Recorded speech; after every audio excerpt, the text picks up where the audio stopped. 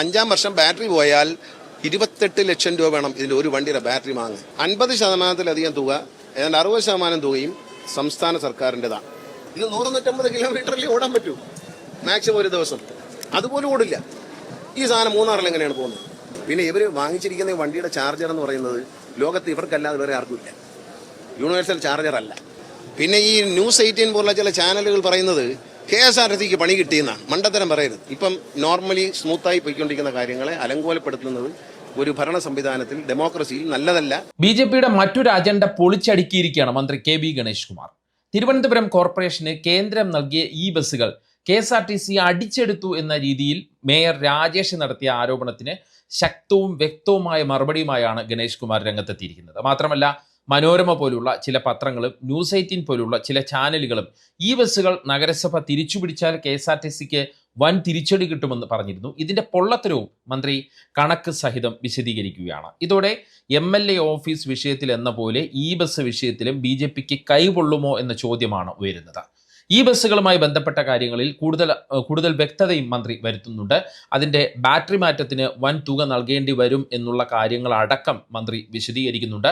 മാത്രമല്ല, നഗരസഭ ആവശ്യപ്പെട്ടാൽ 113 ഈ ബസ്സുകളും നഗരസഭയ്ക്ക് തിരികെ നൽകാൻ തയ്യാറാണെന്നും ഗണേഷ് കുമാർ പറയുന്നു.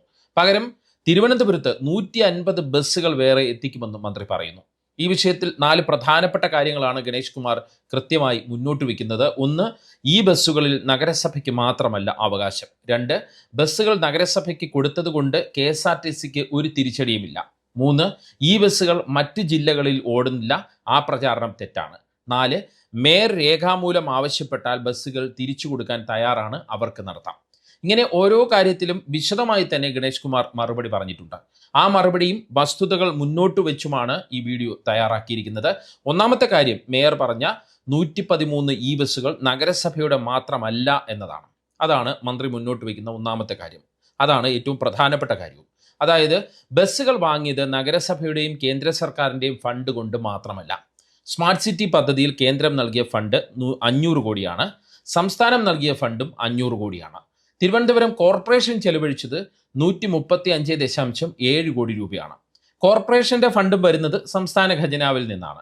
അങ്ങനെ നോക്കുമ്പോൾ സ്മാർട്ട് സിറ്റി പദ്ധതിയുടെ 60% പണം മുടക്കിയിരിക്കുന്നത് സംസ്ഥാന സർക്കാരാണ് എന്നാണ് മന്ത്രി ഗണേഷ് കുമാർ കണക്ക് സഹിതം പറയുന്നത്. 113 ഈ ബസ്സുകളുമായി ബന്ധപ്പെട്ട് ഒരു ട്രൈ പാർട്ടി കരാറുണ്ട്. അതായത്, തിരുവനന്തപുരം കോർപ്പറേഷൻ, സംസ്ഥാന സർക്കാർ, KSRTCയുടെ സ്വിഫ്റ്റ് കമ്പനി എന്നിവർ തമ്മിലാണ് ഈ കരാർ. കരാർ പ്രകാരം ഒരു അഡ്വൈസറി കമ്മിറ്റി ഉണ്ട്. ബസ് ഓടുന്നുണ്ടോ, എങ്ങനെയാണ് ഓടുന്നത്, എവിടേക്കാണ് ഓടുന്നത് എല്ലാം നോക്കാൻ വേണ്ടിയാണ് ഈ ഒരു അഡ്വൈസറി കമ്മിറ്റി അല്ലെങ്കിൽ മേൽനോട്ട കമ്മിറ്റി. ഈ മേൽനോട്ട കമ്മിറ്റിയുടെ അധ്യക്ഷൻ തിരുവനന്തപുരം മേയറാണ്. ഇതാണ് ഈ ബസ്സുമായി ബന്ധപ്പെട്ട വിവാദങ്ങളിൽ നമ്മൾ ആദ്യം മനസ്സിലാക്കേണ്ട കാര്യം. മന്ത്രി പറഞ്ഞ രണ്ടാമത്തെ കാര്യത്തിലേക്ക് പോയാൽ, ഈ ബസ്സുകൾ തിരിച്ചു കൊടുത്താലും KSRTCക്ക് നഷ്ടമൊന്നും ഉണ്ടാകില്ല എന്നുള്ള കാര്യമാണ് ഗണേഷ് കുമാർ കൃത്യമായി വ്യക്തമാക്കിയത്. ചില പത്രങ്ങളുടെയും ചാനലുകളുടെയും പ്രചാരണത്തിന് കണക്കുകൾ നിരത്തിയാണ് മന്ത്രി മറുപടി പറയുന്നത്. പിന്നെ ഈ ന്യൂസ് 18 പോലുള്ള ചില ചാനലുകൾ പറയുന്നത് KSRTCക്ക് പണി കിട്ടിയെന്നാണ്. മണ്ടത്തരം പറയരുത്. KSRTC നഷ്ടത്തിലേക്ക് വന്നത് ഇതുകൊണ്ടൊന്നുമല്ല. ഇതൊരു നിസ്സാര കാര്യമാണ്. KSRTCയുടെ വരുമാന വർധനം എന്ന് പറയുന്നത് സംസ്ഥാന തലത്തിലുള്ളതാണ്. KSRTC എല്ലാ ഡിപ്പോയും ലാഭത്തിലാക്കിയെന്ന് KSRTCയുടെ CMD തന്നെ പറഞ്ഞു. അത് ഈ വണ്ടി ഓടിയിട്ടാണോ? ഈ ബസ്സുകളുടെ ലാഭവിഹിതം നഗരസഭയ്ക്ക് കൂടി കിട്ടണമെന്നും ഇതുമായി ബന്ധപ്പെട്ട KSRTCയുമായുള്ള കരാർ പുനഃപരിശോധിക്കുമെന്നും മേയറും പറഞ്ഞിരുന്നു. അതായത്, ഇപ്പോൾ എല്ലാ ലാഭവും KSRTC കൈയടക്കുന്നു എന്നൊരു ധ്വനി VV രാജേഷിന്റെ വാക്കുകളിൽ ഉണ്ടായിരുന്നു. എന്നാൽ ഈ ബസ്സുകൾ വലിയ നഷ്ടമാണ് എന്ന വസ്തുതയാണ് മന്ത്രി മുന്നോട്ട് വയ്ക്കുന്നത്. അതിൻ്റെ കൃത്യമായ കണക്ക് മന്ത്രി പറയുന്നുണ്ട്. അത് ഇങ്ങനെയാണ്: 2 വർഷം മുമ്പ് ഈ ബസ്സുകൾ വലിയ നഷ്ടത്തിലായിരുന്നു. ഒരു ബസ്സിൻ്റെ ഒരു ദിവസത്തെ ശരാശരി വരുമാനം 2500 രൂപ മാത്രമായിരുന്നു. എന്നാൽ ഇന്നത് 8500 മുതൽ രൂപ വരെ ആക്കാൻ കഴിഞ്ഞിട്ടുണ്ട്. കിലോമീറ്ററിന് 26 രൂപയിൽ നിന്ന് 47 രൂപ കിട്ടുന്ന രീതിയിലേക്ക് ആക്കാൻ കഴിഞ്ഞിട്ടുണ്ട്. ഇനി ബസ്സിൻ്റെ അറ്റകുറ്റപ്പണികൾ നോക്കിയാൽ, സാധാരണ ഒരു സൂപ്പർ ഫാസ്റ്റിൻ്റെ ടയർ 45,000 മുതൽ 60,000 കിലോമീറ്റർ വരെ ഓടും. പക്ഷേ ഈ ബസ്സിൻ്റെ ടയർ 30,000 കിലോമീറ്റർ കടക്കില്ല എന്നാണ് മന്ത്രി പറയുന്നത്. ടയർ പെട്ടെന്ന് തേഞ്ഞു പോകും. മാത്രമല്ല, നേരത്തെ ചാർജിങ്ങിൻ്റെ ഏതാണ്ട് 50% മാത്രമേ ഓടാൻ പറ്റിയിരുന്നുള്ളൂ. ഇന്ന് 70% ഓടാൻ പറ്റുന്നുണ്ട്. കമ്പനിക്കാരെ വിളിച്ചു വരുത്തി വഴക്കുണ്ടാക്കി കറക്റ്റ് ചെയ്തതാണ് എന്നാണ് മന്ത്രി പറയുന്നത്. ബാറ്ററി പോയി 5-ാം വർഷം ബാറ്ററി പോയാൽ 28 ലക്ഷം രൂപ വേണം ഇതിൽ ഒരു വണ്ടിയുടെ ബാറ്ററി വാങ്ങാൻ. ഒരു കാര്യം നിങ്ങൾ മനസ്സിലാക്കൂ, ഇത് വലിയൊരു സംഭവമായിട്ടൊന്നും പറയരുത്. ഇത് കൈനഷ്ടം തന്നെയാണ്. കാരണം 28 ലക്ഷം രൂപ കൊടുത്താൽ ഒരു മിനി ബസ് കിട്ടും, ഡീസൽ മിനി ബസ് കിട്ടും. ഇതിന്റെ വില 1 കോടി രൂപയാണ് ഒരു വണ്ടി. ഇങ്ങനെ വസ്തുതകളാണ് മന്ത്രി നിരത്തിയത്. അതായത് കണക്കുകൾ പരിശോധിക്കുമ്പോൾ, മന്ത്രി പറയുന്ന കണക്കുകൾ പരിശോധിക്കുമ്പോൾ ഈ ബസ്സുകൾ നടത്തിക്കൊണ്ടു പോകുന്നത് വലിയ നഷ്ടമാണ്, അല്ലെങ്കിൽ ആ ഒരു രീതിയിൽ ലാഭം ഉണ്ടാക്കുന്ന ഒരു പരിപാടിയായിട്ട് മുന്നോട്ട് കൊണ്ടുപോകാൻ പറ്റില്ല. ഇനി മന്ത്രി പറഞ്ഞ മൂന്നാമത്തെ കാര്യത്തിലേക്ക് പോയാൽ, മേയർ പറഞ്ഞ പ്രധാനപ്പെട്ട ഒരു ആരോപണമുണ്ട്, ഈ ബസ്സുകൾ നഗരപരിധി വിട്ട് പുറത്തു പോകുന്നു എന്നതാണ്. ആറ്റിങ്ങൽ, നെടുമങ്ങാട്, നെയ്യാറ്റിങ്കര തുടങ്ങിയ സ്ഥലങ്ങളിലേക്ക് ഈ ബസ്സുകൾ സർവീസ് നടത്തുന്നു. നഗരസഭയിലെ ജനങ്ങൾക്ക് കിട്ടേണ്ട സൗകര്യം മറ്റിടങ്ങളിലേക്ക് KSRTC കൊണ്ടുപോകുന്നു എന്നാണ് രാജേഷ് പറഞ്ഞത്. ഇതിന് പിന്നിൽ വലിയ രാഷ്ട്രീയ സമ്മർദ്ദമുണ്ട് എന്നും രാജേഷ് ആരോപിക്കുകയുണ്ടായി.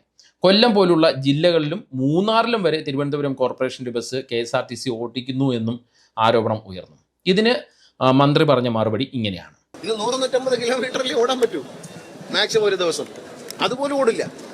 ഈ സാധനം മൂന്നാറിൽ എങ്ങനെയാണ് പോകുന്നത്? ബാറ്ററി വീട്ടിൽ നിന്ന് മൂന്നാറിൽ കൊണ്ടുപോകാൻ പറ്റും? വെറുതെ പറയുന്നതാണ്. ഇത് തിരുവനന്തപുരം സിറ്റി വിട്ട് എങ്ങോട്ടും പോയിട്ടില്ല.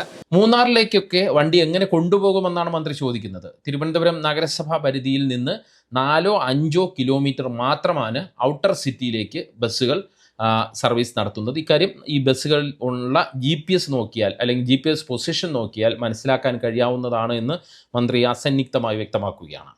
അത് ഈ ബസ് ഓപ്പറേറ്റ് ചെയ്യാനുള്ള സൗകര്യാർത്ഥമാണ് ഔട്ടർ സിറ്റിയിലേക്ക് ചിലപ്പോഴൊക്കെ പോകേണ്ടി വരുന്നത്. അതിന് മന്ത്രി പറയുന്ന ഒരു ഉദാഹരണം ഇതാണ്. അതായത് കഴക്കൂട്ടം തിരുവനന്തപുരം നഗരസഭാ അതിർത്തിയാണ്, പക്ഷേ KSRTCക്ക് ബസ് സ്റ്റാൻഡ് ഉള്ളത് കണിയാപുരത്താണ്. അപ്പോൾ അവിടെ നിന്നേ ബസ് ഓപ്പറേറ്റ് ചെയ്യാൻ പറ്റും. പിന്നെ കരാറിൽ തന്നെയുള്ള കാര്യം കൂടി മന്ത്രി ചൂണ്ടിക്കാട്ടുന്നുണ്ട്. നഗരത്തിൽ തിരക്കില്ലാത്ത സമയങ്ങളിൽ ഈ ബസ് നഗരത്തിന് പുറത്ത് ഓടിക്കാമെന്നാണ് കരാറിൽ പറയുന്നത്. ഇക്കാര്യത്തിൽ ആരോ മേയറെ തെറ്റിദ്ധരിപ്പിച്ചിട്ടുണ്ടാകാമെന്നും ഗണേഷ് കുമാർ പറയുന്നുണ്ട്. നഗരസഭ അതിർത്തിക്ക് അടുത്തുള്ള നെടുമങ്ങാട്, പോത്തങ്കോട്, ആറ്റിങ്ങൽ, നെയ്യാറ്റിങ്കര തുടങ്ങിയ ഇടങ്ങളിൽ താമസിക്കുന്നവരെ തിരുവനന്തപുരത്തേക്ക് ഈ ബസ്സുകളിൽ കൊണ്ടുവരാൻ പറ്റില്ല എന്ന് പറയാൻ സംസ്ഥാന സർക്കാരിന് കഴിയില്ല എന്നും മന്ത്രി വ്യക്തമാക്കുന്നു. അവിടെയുള്ളവർക്ക് തിരുവനന്തപുരത്തേക്ക് വരണ്ടേ എന്നാണ് മന്ത്രി ചോദിക്കുന്നത്. മാത്രമല്ല മറ്റൊരു കാര്യത്തിലും മന്ത്രി വ്യക്തത വരുത്തുന്നുണ്ട്. നഗരസഭാ പരിധിക്ക് പുറത്തോടുന്ന ചില ഈ ബസ്സുകളുണ്ട്. അത് KSRTCയുടെ സ്വന്തം ബസ്സുകളാണ്. KSRTC കിഫ്ബിയിൽ നിന്ന് ലോൺ എടുത്തു വാങ്ങിയ 50 ഈ ബസ്സുകളിൽപ്പെട്ടവയാണ് അങ്ങനെ ഓടുന്നത്. അതിൽ നഗരസഭയ്ക്ക് ഒരു ഉടമസ്ഥതയുമില്ല. ഈ ബസ്സുകളും നഗരസഭയുടേതാണ് എന്നുള്ള രീതിയിലുള്ള പ്രചാരണം വ്യാപകമായിരുന്നു. അതുകൊണ്ടാണ് മന്ത്രി ഇക്കാര്യത്തിൽ വ്യക്തത വരുത്തിയത്. അതായത് ഈ 50 ബസ്സുകളും നഗരസഭയുടേതാണ്, എന്നിട്ടും അതെടുത്ത് നഗരസഭയ്ക്ക് പുറത്ത് ഓടിക്കുന്നു എന്നുള്ളൊരു പ്രചാരണം BJP കേന്ദ്രങ്ങളിൽ നിന്നുണ്ടായിരുന്നു. അതുകൊണ്ട് മന്ത്രി അതിന് വിശദീകരണം നൽകുകയാണ്. ഇനി നാലാമത്തെ കാര്യം, ഇപ്പോൾ ബസ്സിൻ്റെ എല്ലാ കാര്യവും നോക്കുന്നത് KSRTC ആണ്. ഏതാണ്? ഈ ബസ്സുകളുടെ എല്ലാ കാര്യവും നോക്കുന്നത് KSRTC ആണ്. ഡ്രൈവറും കണ്ടക്ടറും ടിക്കറ്റ് മെഷീനും അടക്കം എല്ലാം KSRTCയുടേതാണ്. ഈ ബസ്സുകൾ ഞങ്ങൾക്ക് വേണമെന്ന് മേയർ എഴുതി നൽകിയാൽ 24 മണിക്കൂറിനകം ഈ 113 ബസ്സുകളും കോർപ്പറേഷന് തിരിച്ചു കൊടുക്കാൻ തയ്യാറാണ് എന്നാണ് മന്ത്രി പറയുന്നത്. കോർപ്പറേഷൻ അത് കൊണ്ടുപോയി അവർക്ക് ഇഷ്ടമുള്ള സ്ഥലത്ത് ഇടാം. KSRTC ഡിപ്പോയിൽ പക്ഷേ ഇടാൻ പറ്റില്ല.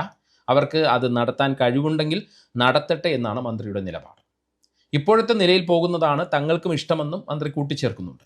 സ്മൂത്തായി പോയിക്കൊണ്ടിരിക്കുന്ന കാര്യങ്ങളെ അലങ്കോലപ്പെടുത്തുന്നത് ജനാധിപത്യ സമൂഹത്തിന് നല്ലതല്ല എന്നും മന്ത്രി മേയറിന് മറുപടിയായി പറയുന്നു. മാത്രമല്ല 113 ബസ്സുകൾക്ക് പകരം KSRTC 150 ബസ്സുകൾ തിരുവനന്തപുരത്ത് കൊണ്ടുവരും. അത് 24 മണിക്കൂറിനകം കൊണ്ടുവരുമെന്നും മന്ത്രി വ്യക്തമാക്കുന്നു.